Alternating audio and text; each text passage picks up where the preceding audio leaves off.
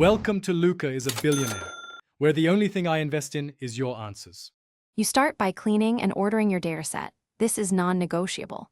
Sort every value from smallest to largest and count n. Once done, choose a quartile method because the how changes.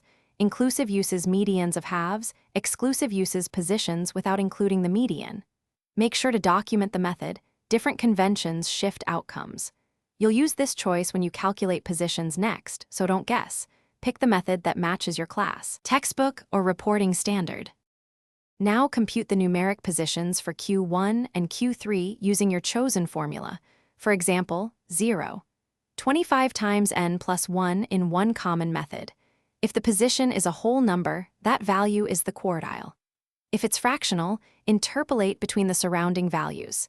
Take the lower value plus the fractional part times the gap to the next value. Make sure to split the dataset correctly into lower and upper halves when using median-based inclusive methods, because that determines which values you average. Finish by calculating Q1, Q2, and Q3 numerically, applying interpolation where needed. Write each value down clearly. Then compute the interquartile range ICR as Q3 minus Q1 to check consistency, and optionally draw a quick box plot to visualize outliers and symmetry. If your numbers don't make sense, retrace steps.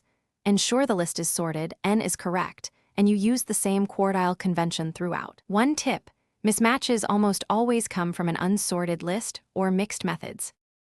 Thanks for watching and please subscribe. It's the best investment you'll ever make.